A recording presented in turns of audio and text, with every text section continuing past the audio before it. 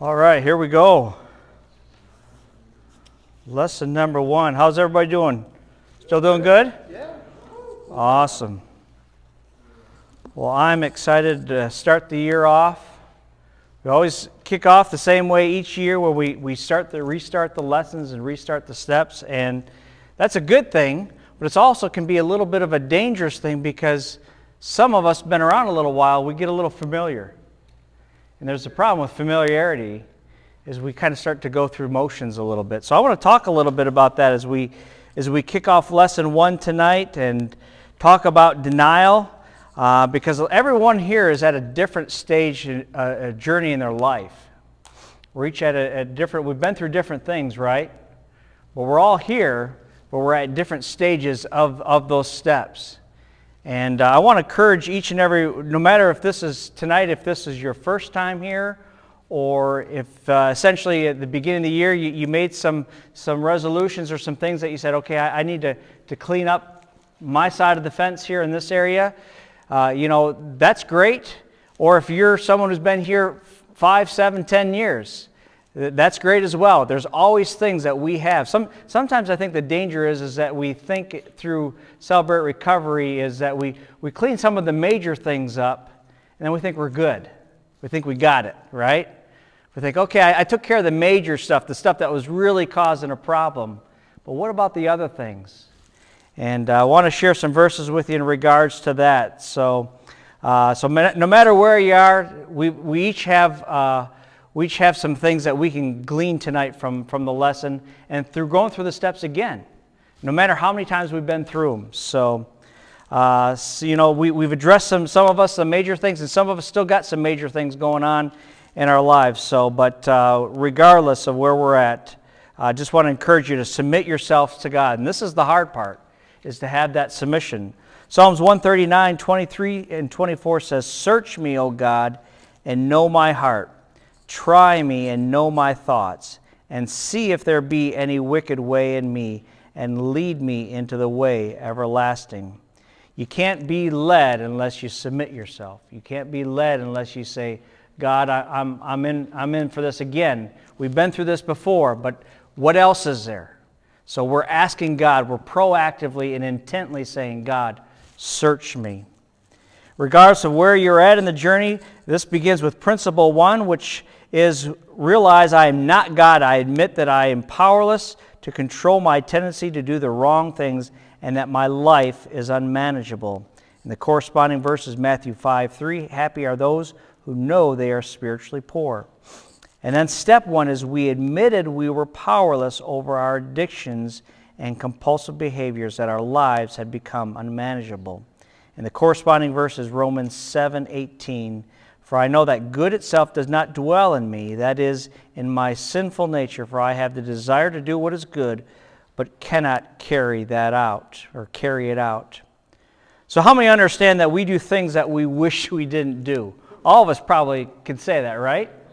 All of us can probably say we've got some things that, we know. Others may have pointed it out to us. Maybe it's somebody at work. Maybe it's a loved one. Maybe it's a spouse or a significant other.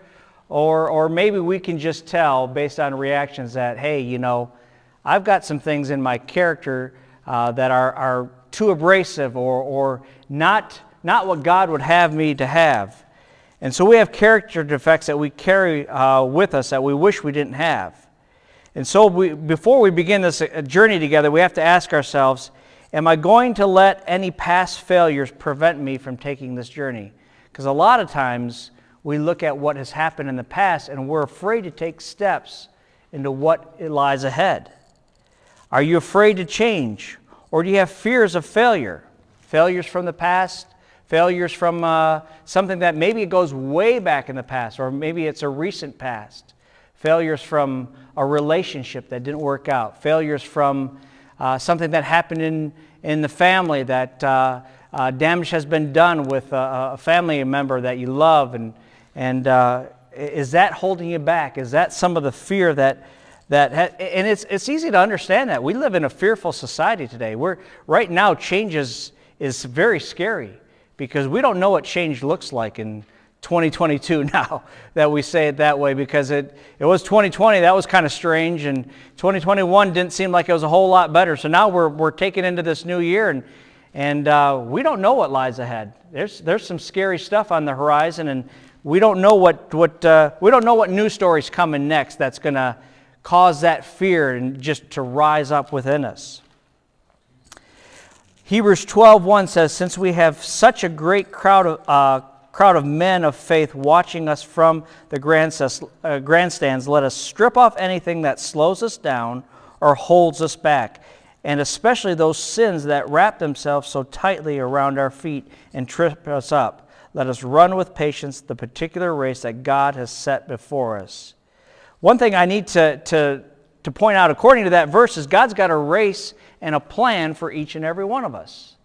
Your plan for you is unique to you. The plan God has for me is unique to me. We all have a race that we have to run. We have a journey that we have to go through. And so God has a unique and specific plan, a plan for good, not a life full of dependencies, addictions, and obsessions, but a plan of freedom. The second thing we need to realize is we need to be willing to get rid of all the unnecessary baggage, all that extra stuff that weighs us down.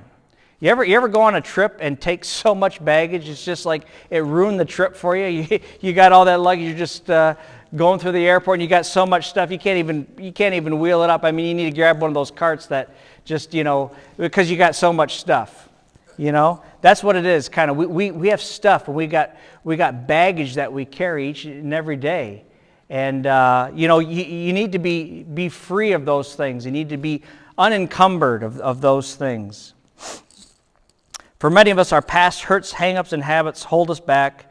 They trip us up. They even cloud our everyday perspective. Sometimes it's even hard to see these things. Sometimes, just like what I was saying earlier, we have to submit ourselves to God to even understand what these things are, because we can't necessarily see them. We're blinded because, again, we're probably afraid of change. We've gotten so comfortable with where we're at, and we can't see. We've got blinders. Others can see them.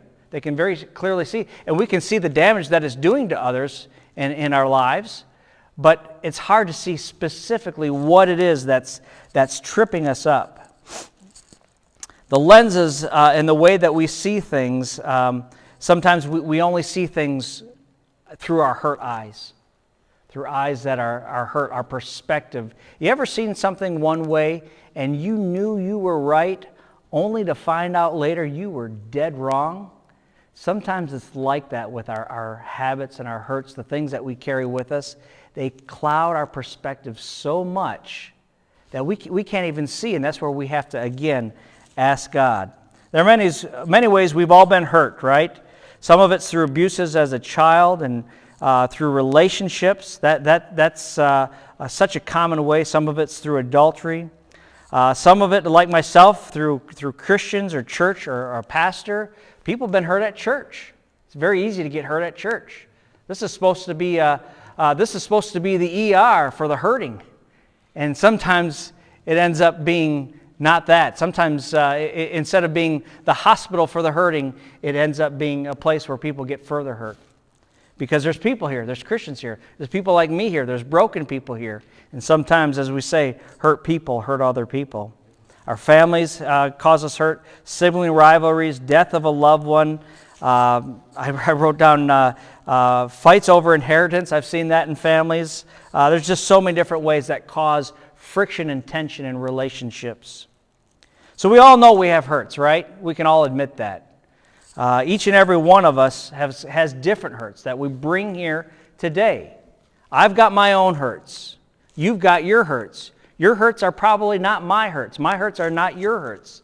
Many of them may seem very similar, but we all have that pain.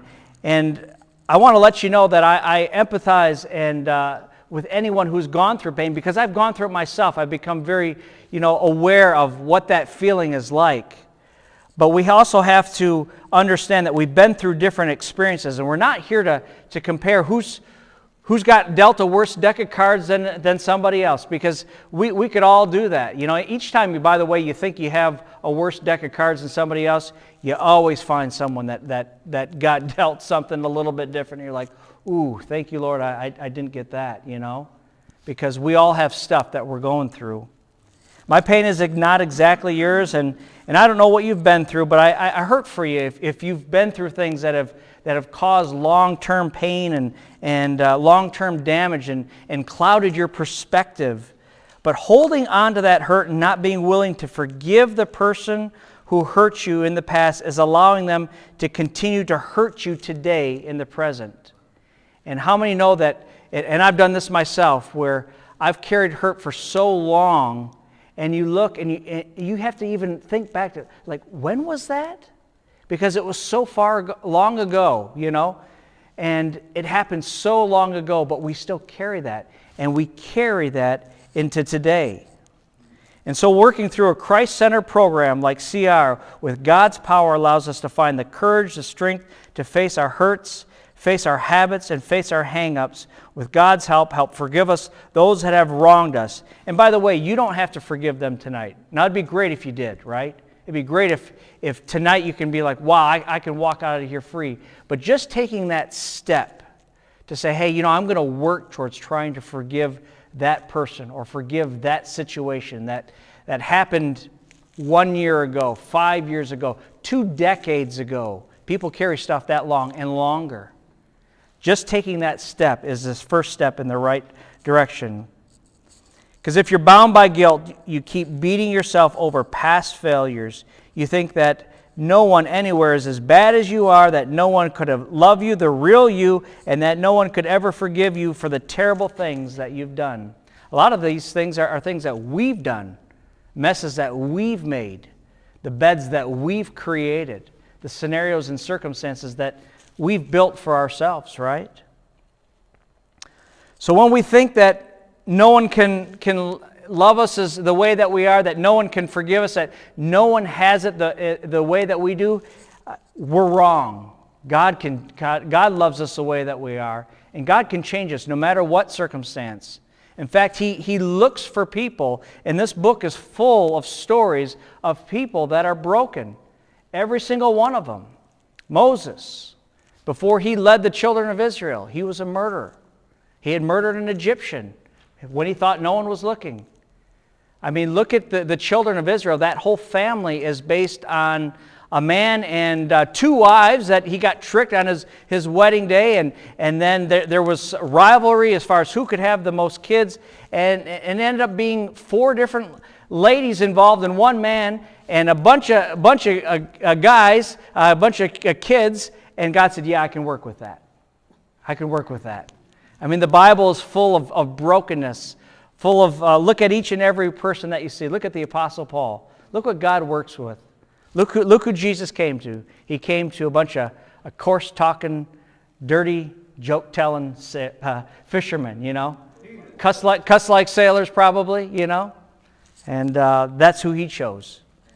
So there are many here tonight that have faced similar failures as you and I have, and have accepted Jesus. And in fact, we see each and every week in this program people that are being set free, and people that are being delivered, and people that are after things, that are getting things removed and finding freedom in their lives. And that's what this program is about.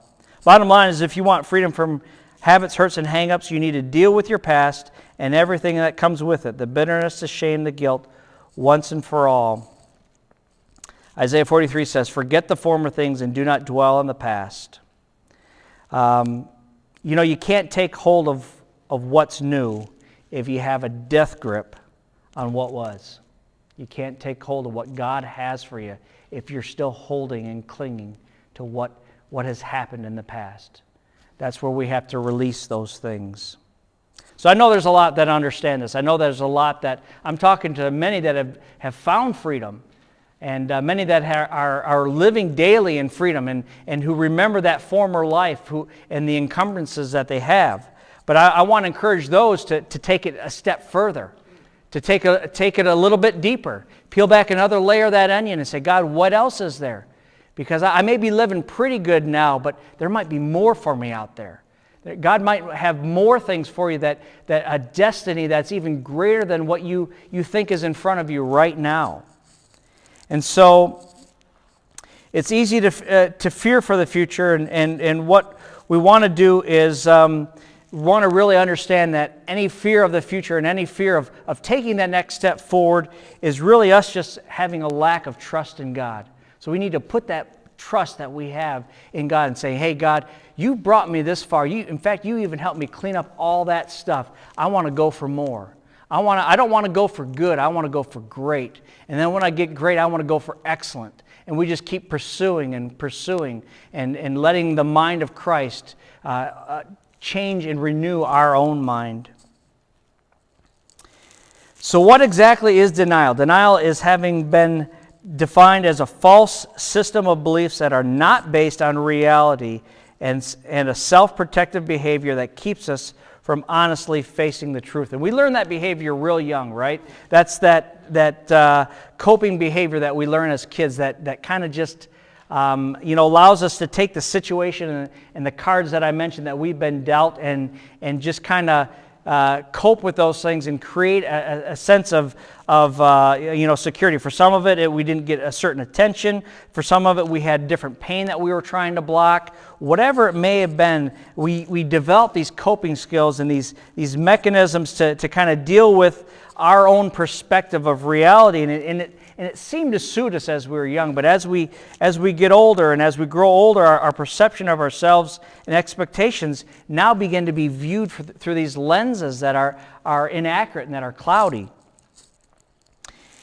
And so what we've got to do is we have to, our coping skills grew into denial, essentially. They grew into a denial of what the reality was around us. So denying that, the problems of the family, the elephant in the room that we all knew that was at the family holidays, or the relationship that mom and dad pretended to have or didn't have, or the different things that happened when others weren't looking, the different type of abuse or whatever it may be. Those are the things. But let's take a look at denial tonight, and let's look at the effects of denial. And you should have a piece of paper in front of you with the word denial. And we're going to go through each and every letter tonight. The D in denial stands for disables our feelings. Disables our feelings. Hiding our feelings. Living in denial freezes our emotion and binds us. Understanding and feeling our feelings is where we start to find freedom. 2 Peter 2:9 says, they promise them freedom, while they themselves are slaves of destructive habits, for we are slaves of anything that has conquered us. So we find freedom from our freedom to feel our true feelings when we find Christ and step out of denial. The next letter is the E, which stands for energy lost. Energy lost. Anxiety is a major side effect of denial, causing us to waste precious energy and time dealing with past hurts and failures and the fear of the future. Worrying about past and dreading the future makes us unable to live and enjoy God's plan for us in the present. Psalm 146:7 says, he frees the prisoners, he lifts the burdens from those beneath their loads. It takes more energy to maintain your denial than it does to actually simply trust God. It takes more energy. It takes more energy to hold those feelings in, to continue in that denial, to harbor all that bitterness, to harbor all that hurt, than it does simply to trust God and take steps out of that. It's such a weighty thing. The N means negates growth. Negates growth. We cannot grow in recovery until we are ready to step out of our denial into the truth. You and I are not alone, and you are not alone. God is waiting to take your hand and bring you out. Isn't it amazing that God meets us where we're at? Isn't it amazing that we think we have to get ourselves clean? How many people have you talked to that are like, well, when I'm ready? And what they're really saying is, I got to get some things fixed first, and then I'll check out church, or I'll come to CR. They think that they've got to maybe polish themselves up or clean themselves up a little bit. But we serve a God that just accepts us to where he just looks at the mess that we bring, and he's just like, yeah, I can really use that. And he doesn't look for perfection, because no one has it. There's people that think that they have that. There's people that are in denial of those things and think that they bring that there, or they bring something good. But boy, when they meet Jesus and they understand the cross, man, it's unbelievable that God just loves us where we are at. The Bible says they cried to the Lord in their troubles, and He rescued them. He led them out from darkness and the shadow of death and snapped their chains. That's Psalms 107, 13 and 14. We know God never wastes a hurt. We know that. We say that all the time around here. There's never a hurt that we've been through that God says, ooh, not sure what I can do with that. No, there's always somebody else that He's like, oh, that's so perfect because I can use that here, there, and there. He sees what we bring, and He says, man, that's something that I can take and turn into a testimony of what He can do in our lives. What you've gone through will not be wasted. Denial isolates us from God. Just like Adam and Eve, your secret isolates you from God. They tried to hide what they did. You remember that? Genesis 3:7 tells us that Adam and Eve hid from God because they felt naked and ashamed. God shines His light on the truth, and our denial keeps us in the dark. God is light. In Him there is no darkness. If we claim we have fellowship with Him and yet walk in darkness, we lie and do not live out the truth. But if we walk in the light as He is in the light, we have fellowship with one another, and the blood of Jesus, His Son, cleanses or purifies us from all of our sin and unrighteousness. That's 1 John 5:7. Denial isolates us from God, and the A alienates us in our relationship. Isolates us from God and alienates us from our relationships. Denial only temporarily shields us from hurt, and it keeps us from helping others or those that love us the most. We think by doing this we hide the real me, and a lot of us try to hide behind those masks that we create for ourselves. And we hide that out of fear of what others might say if they really knew the real us, right? We're always afraid of what they're going to say. What are they going to think? I want you to know that this is a safe environment, and that's what I love about this place, is that we can be open and honest and transparent. In a world that's trying to present the best image on this social media platform, or show the best thing here, or how well I'm doing here, we can come here and be honest with each other. And we can say, hey, you know what? I struggled this week. I was really hurting this week. This event happened, and it hurt me. And we can talk about it, and we can walk away. As our brother here says, taking one of those rocks and putting it out, taking it out of our backpack, the bag of rocks that we carry. Ephesians 4:25 says, stop lying to each other, tell the truth, for we are parts of each other, and when we lie to each other, we are hurting ourselves. It is always better to tell the ugly truth rather than a beautiful lie. And that's the great thing about honesty, and that's the great thing about CR. Finally, the last letter is L, and that is lengthens the pain. And isn't that true? I think everyone who's been around a little while can say, yeah, all we did through this whole process is just lengthen our pain. Denial does not protect you from pain. It only allows your pain a place to fester and grow. We give it a place we give it fertile soil to grow, essentially. Turning shame into guilt and extending our hurt. It multiplies our problems. You ever move from one relationship to another thinking that, well, that was that relationship's problem, even though the problem was perhaps yourself, and move into the new relationship only to realize all your problems move right back in with you? Yeah, that happens a lot. It so happens that way. Jeremiah 30:17, it says, God promises us, I will give you back your health again and heal your wounds. It's like surgery. It may hurt for a while. There may need to be a scalpel involved. There may need to be a little healing process. But after you're healed, Boy, that's what it does. It takes and it gets to the core of that problem and it removes it so that you can heal. So a few final thoughts here. I want to encourage each and every one of us to step out of denial and to open your heart to God and say, God, where am I in denial? Am I in denial? Do I have any? Just like that verse that we started out in Psalms 139. Search me, God. Hey, God, I just want to submit myself to you and say, is there a closet in this house that we haven't gone through? Is there some dirty corners?